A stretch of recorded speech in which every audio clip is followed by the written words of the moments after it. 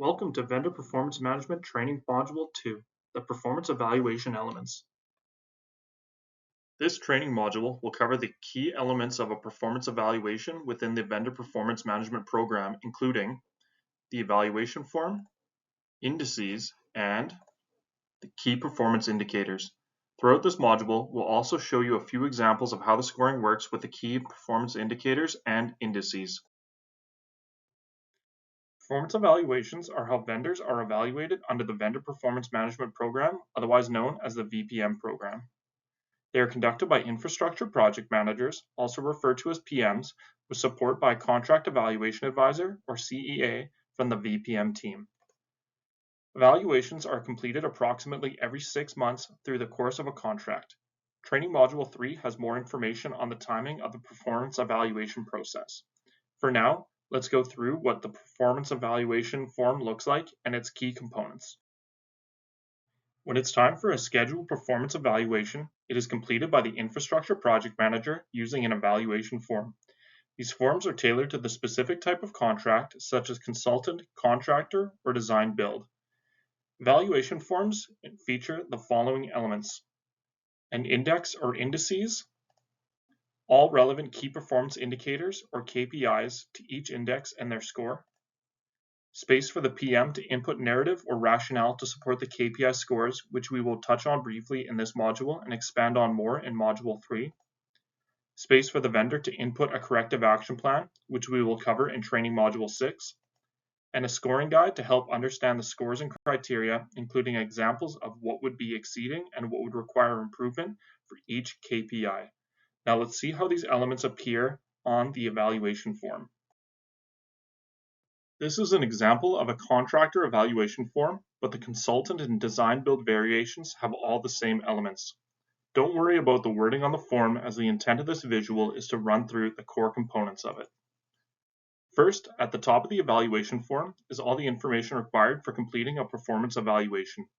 This section contains information about the project, such as the project title, contract ID, vendor name, and more.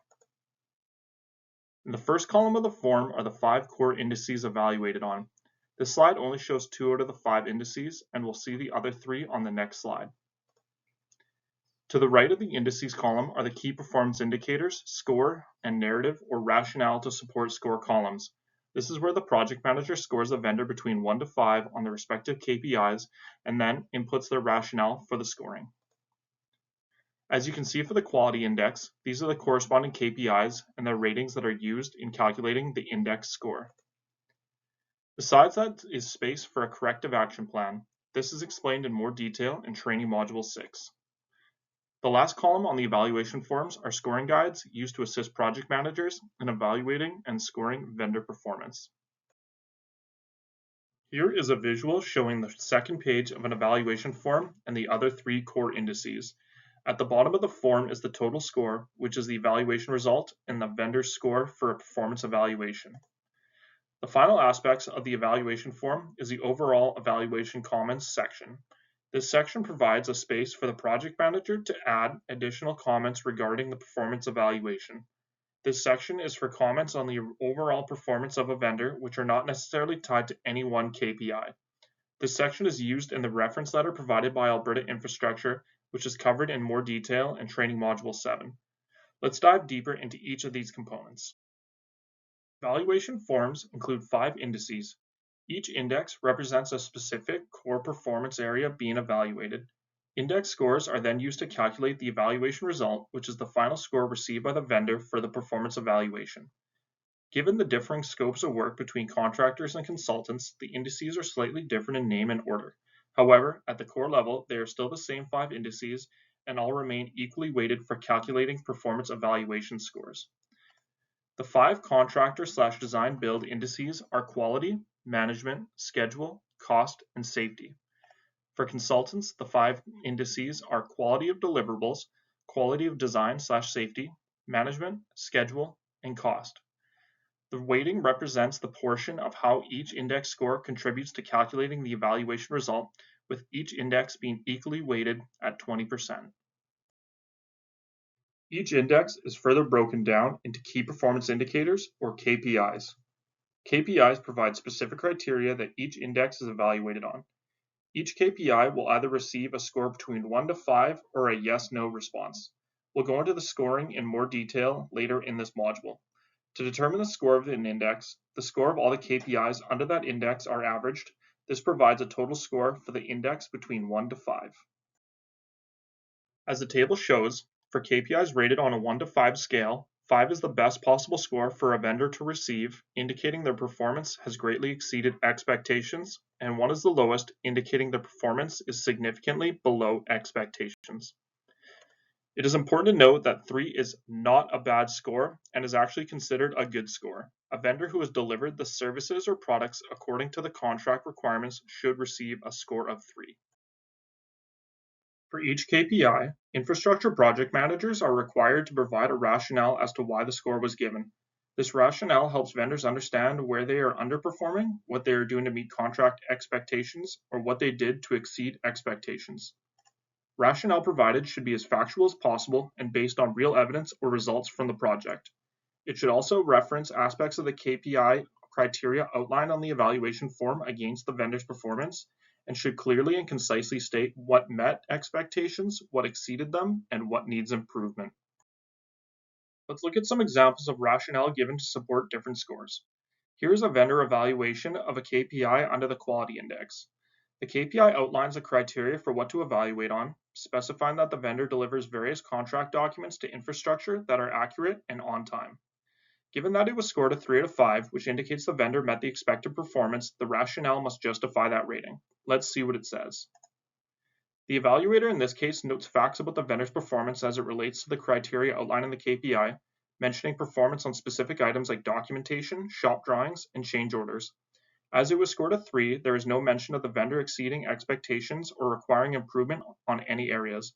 The vendor simply meets contract expectations as per the KPI. But what might the same KPI evaluation look like for a score of a 2 or a 4? As you can see, the evaluator highlights specific facts where the vendor has underperformed on the KPI, such as submitting items late and with missing information, leading to a score of 2. And now for the same KPI where the vendor received a score of 4. In this instance, the evaluator states the vendor provided documents ahead of time and even proactively submitted a change order that would improve quality of deliverables without increasing costs. These are clear examples of a vendor going above expected performance on a contract, which is why it is scored a 4. Now that we have gone through the evaluation form, we can look at how evaluation results are calculated using all the KPIs in an index. For example, from the contractor evaluation form, here are the KPIs for the quality index and associated scores. Within each index, the KPIs are all equally weighted. For this specific index, there are only 3 KPIs, so the score of all 3 KPIs are added up, then divided by 3, equaling an index score of 2.67. Some KPIs are evaluated using a yes-no score instead of a number between 1 and 5. These KPIs represent a pass or fail evaluation of a minimum standard within that index. The score of yes will not affect the rating of the associated index. However, a score of no is an automatic 1 rating for the associated index, regardless of what the other KPIs in the index are scored as. The logic behind this approach is that while passing the minimum standard should be expected and does not warrant an additional score, failing it compromises the entire index, justifying a heavier impact on the overall rating. Let's take a look at an example. The schedule index has one KPI that uses a yes-no score.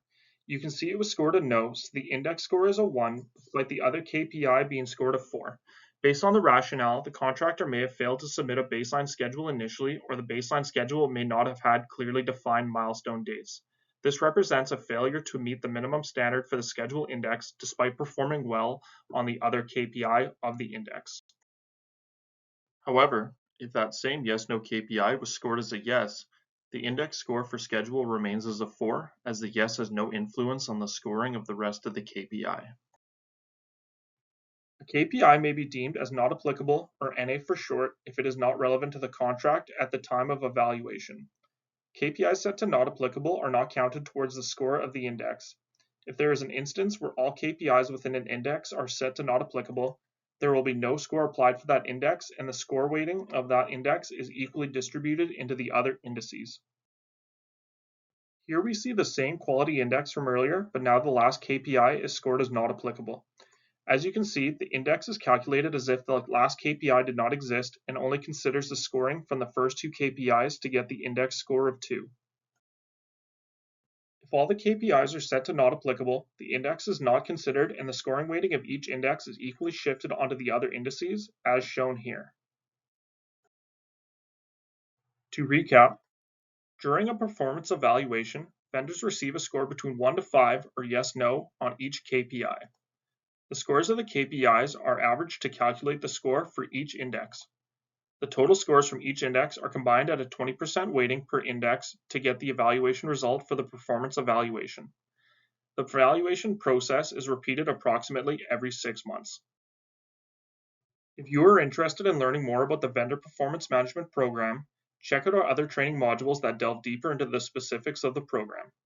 And if you have any questions, please contact the VPM team by email at any time. Thank you for watching.